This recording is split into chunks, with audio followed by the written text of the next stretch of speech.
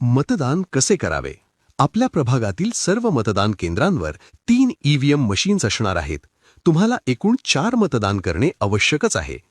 प्रभाग क्रमांक 8 जागेसाठी पांढऱ्या रंगाचे ईव्हीएम मशीन असेल. त्यावरील अनुक्रमांक 7 सावळे सीमा रवींद्र यांच्या नावासमोरील घड्याळ चिन्हाचे बटण दाबा. प्रभाग क्रमांक 8 जागेसाठी फिकट गुलाबी रंगाचे ईव्हीएम मशीन असेल. त्यावरील अनुक्रमांक 1 गागरे राजश्री अरविंद यांच्या नावासमोरील घड्याळ चिन्हाचे बटण दाबा.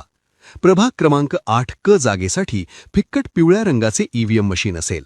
त्यावरील अनुक्रमांक 5 वाबळे अश्विनी संजय यांच्या नावासमोरील घड्याळ चिन्हाचे बटण दाबा. प्रभाग क्रमांक 8 जागेसाठी फिकट निळ्या रंगाचे ईव्हीएम मशीन असेल. त्यावरील अनुक्रमांक 4 तुषार भिवाजी सहाणे यांच्या नावासमोरील घड्याळ चिन्हाचे बटण दाबा. प्रत्येक जागेसाठी बटण दाबल्यानंतर लाल लाईट लागेल. याचा अर्थ त्या जागेसाठीची प्रक्रिया पूर्ण झालेली आहे. प्रभाग क्रमांक 8 जागेखालील अनुक्रमांक 4 तुषार भिवाजी सहाणे यांच्या नावासमोरील घड्याळ चिन्हाचे बटण दाबून मतदान केल्यावर गजर वाजेल. याचा अर्थ तुमची 4ही जागांसाठीची मतदान प्रक्रिया पूर्ण झाली आहे.